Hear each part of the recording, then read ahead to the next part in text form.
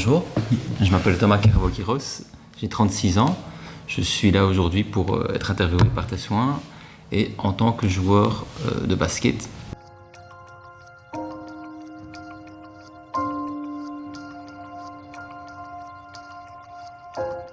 Alors Thomas, vous avez commencé le basket en 1993 et cette saison, après 30 ans de carrière, vous prenez votre retraite. On va en parler, mais tout d'abord revenons sur votre parcours. Retour en arrière, donc en 93, comment êtes-vous rentré dans le monde du basket ? Waouh, le monde du basket, c'est assez vaste.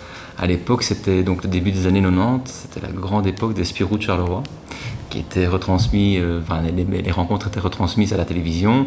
Je regardais comme tous les gamins de mon âge et, par chance, mes parents habitaient à 100 mètres de la salle de basket de l'Olympique Mont-Saint-Marchienne. Mais ne sachant pas qu'on y pratiquait le basket, un mercredi après-midi, je descends avec mon papa et on rentre dans la salle, je me vois encore, la buvette encore actuelle, 2-3 dirigeants qui sont là et je vois des gamins de mon âge sur le terrain. Et je regarde mon papa, je lui pose aucune question, je vais directement sur le terrain. Et là, le coach est un peu surpris. Et puis il fait un signe, on ne voit pas, je suis resté là 1h30 d'entraînement, en short, t-shirt, chaussures, même pas aucun accoutrement adéquat. Et la sauce a tout de suite pris. Oui.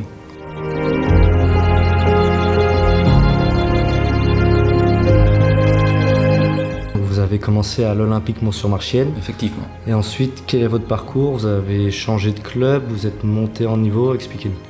Alors, comme on l'a déjà dit, j'ai commencé en 1993 à l'Olympique Mont-Saint-Marchienne. J'y ai joué et traversé toutes mes classes d'âge. J'ai été formé là-bas à la dure, à l'ancienne, par certains illustres coachs qu'on connaît bien dans la région. Jusqu'en 2007, j'ai quitté ce club après avoir joué 2 saisons, une année en 2 nationales. Donc j'ai commencé à, que je ne dise pas de bêtises, 18 ans en division 2 nationale avec Joël Froment. Mon premier match était à Bruxelles. Mes 2 premiers points étaient inscrits sur Lancer France. Ça, c'est une chose qu'on n'oublie pas. Voilà, c'est une chose. Et l'autre année en 3 nationales, mais le club était déclaré en faillite. Et ça a été une chance justement pour les jeunes comme moi du CRU de pouvoir s'exprimer et se montrer au monde extérieur. C'est comme ça que par après j'ai été repéré par le club de Nivelles, une 2 nationales où j'y ai fait 2 saisons à ce niveau. Après je me suis retrouvé à la Louvière, donc en R1. On descend de 2 divisions certes, mais le niveau régional est très très bon. Et à l'époque j'ai passé 3 saisons inoubliables à la Louvière avec des gens hors normes, avec un cœur comme ça, un président incomparable également. Pour revenir à mes premiers amours à l'Olympique Mont-Saint-Marchienne, qui était à l'époque en R2, avec le projet forcément de remonter directement en R1, chose qui a été faite avec certains joueurs avec qui j'ai terminé au Vieux-Campinaire. En 2013, je suis arrivé à l'Essor Charleroi en division 3 nationale, donc c'est un retour de nouveau en national, à un autre niveau. Comeback à l'Olympique par après, où là, je fais 2 saisons par après. Mon ami Stéphane Gers, avec qui j'avais terminé à l'Olympique sa carrière, m'a appelé, contacté au Campinaire pour finir mes 5 dernières saisons.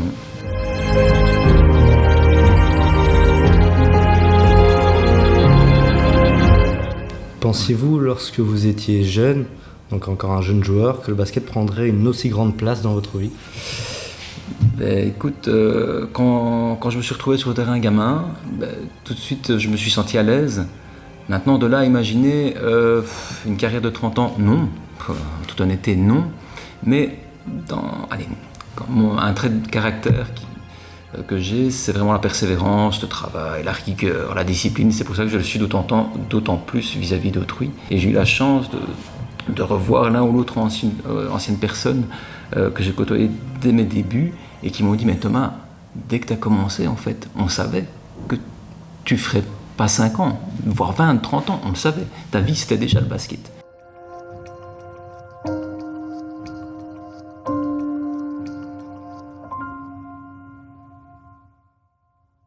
Mais c'est pas trop dur, on le sait par exemple, le sport, quand on ne le pratique pas de manière professionnelle, c'est compliqué quand on a un métier à côté, même quand on est plus jeune avec les études.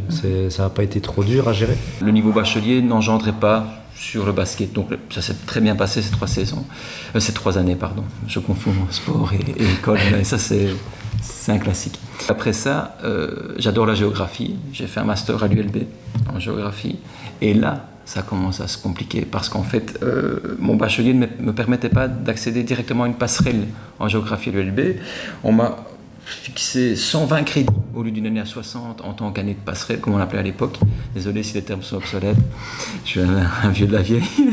Et donc là, on se retrouve avec 25 cours, avec 4 entraînements semaine, plus un facultatif, plus le match. Et c'est pas des séances d'1 heure ni d'1 heure et demie, c'est des séances de 2 heures où t'es le plus jeune, voire un des plus jeunes, et on te tape dessus. En tant qu'ailier, 1m83, je suis petit. Ok, on est d'accord dans le basket, mais je jouais à l'aile, et c'était des gars de minimum 1,90, 1,95, voire 2 mètres, si pas plus. Donc c'était d'autant plus, il fallait vraiment compenser. Donc là où je veux en venir, c'est la fatigue physique s'accumule. Le temps passé sur le terrain, on ne sait pas le passer à étudier. Mais après ça, je me dis, Tom, tu viens de passer 2 saisons, mais tu viens de prendre 10 ans. À ce rythme-là, ça ne va pas tenir. Maintenant, il reste encore 2 ans, donc le Master 1, Master 2. Et là, avec Nivelles, d'un commun accord, on s'est bien rendu compte que c'était plus possible. Et c'est là que redescendre au niveau régional, qui est certes un niveau amateur, pas le niveau semi-pro de la division 2 nationale, où là, on peut un peu plus s'y retrouver à la fois dans ses études, où c'est parce que c'est 2 prestations semaine, et le match le week-end. Et là, c'est gérable, ouais, effectivement. Et donc, comme on l'a compris, tu as une belle carrière, tu as beaucoup joué, tu as beaucoup bougé aussi. Est-ce qu'il y a un moment de ta carrière dont tu te souviendras plus que les autres ? Le plus beau titre, c'est le titre de champion de Belgique. Maintenant, j'avais 14 ans. J'avais 14 ans, on joue à Cointe, qui est une salle que tu connais également, qui est pas très belle. On joue Liège en finale de Coupe de Belgique à Cointe. Toi, tu es là, sur Marchienne. Tu es mené de 20 points à la mi-temps et finalement tu gagnes de 3 points le match. C'est un scénario comme dans les films. Donc ça, c'est quelque chose, oui, qui restera gravé dans ma mémoire à jamais. Si je dois ressortir un élément, oui, celui-là maintenant, en tant qu'homme, il y a eu des montées, il y a eu des descentes, mais même dans les descentes, on apprend et on se forge un caractère. Pour moi, enfin, c'est une citation bateau, mais on ne perd jamais, on apprend toujours.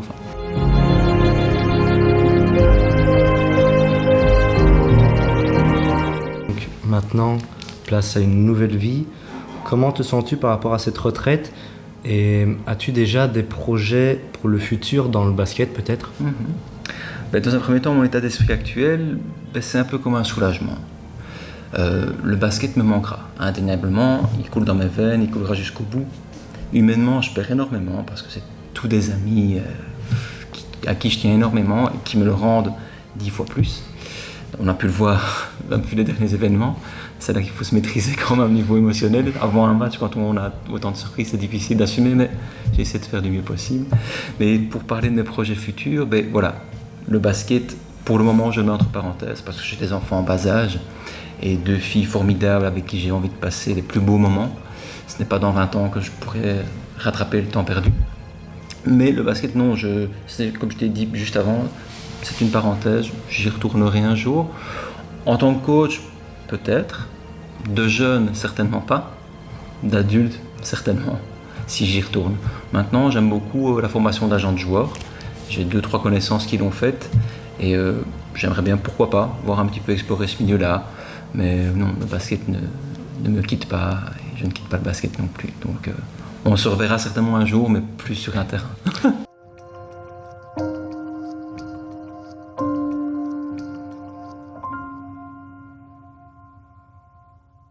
Et vous en avez parlé un petit peu, donc votre dernier match au Campinaire, une surprise vous y attendait, les supporters, des amis, avec un t-shirt, tous réunis pour votre dernier match.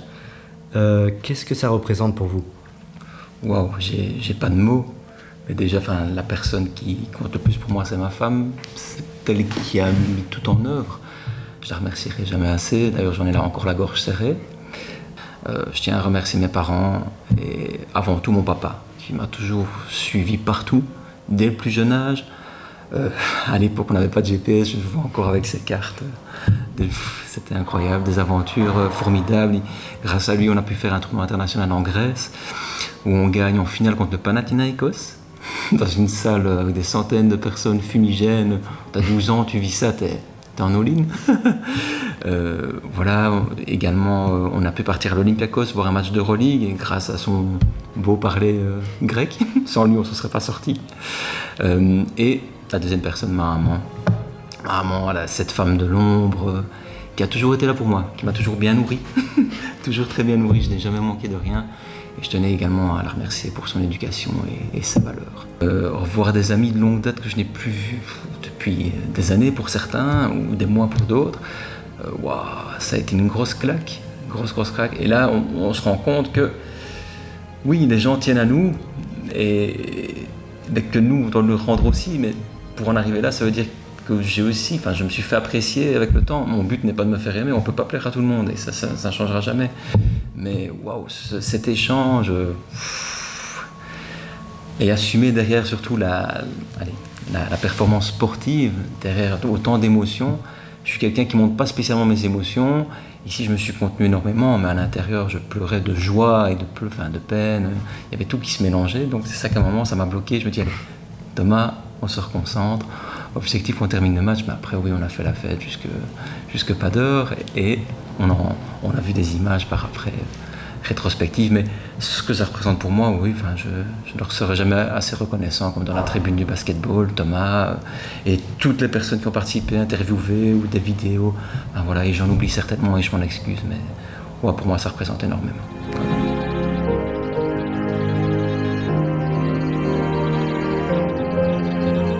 Merci beaucoup Thomas. On va terminer avec une toute dernière question. Si vous aviez un conseil à donner à un jeune joueur, s'il était en face de vous, qu'est-ce que vous lui diriez? Waouh, ça c'est beau. Je ne suis pas un donneur de leçons, mais plutôt j'aime bien montrer l'exemple. J'aime moins parler, mais plutôt illustrer. Ça a toujours été mon leitmotiv. J'ai un leadership naturel. Je n'impose pas mes idées, on me suit pas, mais en général on me suit. Maintenant, pour répondre à la question proprement dit, j'aurai un jeune en face de moi, je dis écoute, voilà, il faut te donner les moyens, crois en tes rêves, reste humble. Travaille toujours, le travail paye toujours à un moment. Il faut être patient, c'est pas ton tour cette année, ce sera peut-être la saison d'après, ou dans 2 ans, ou dans 3 ans, on ne sait pas. Mais donne-toi la peine, il faut faire des sacrifices. Il y en a eu beaucoup dans ma vie. J'aurais aussi voulu m'amuser, c'est pas que je me suis pas amusé, mais j'aurais voulu faire d'autant plus d'autres choses, découvrir autre chose. Mais voilà, à un moment, il faut faire des choix. Tu t'amuses ou il y a le sport pour lequel tu t'investis à 100%. Tu t'investis à 50%, il ne faut pas t'attendre à des miracles ou espérer plus. Maintenant, il y a des exceptions, il y a des talents purs qui réussissent, mais ça ne dure pas. Donc voilà, donc rester humble, croire en ses rêves et travailler. Eh bien, merci beaucoup Thomas. Avec plaisir. À une prochaine. À la prochaine.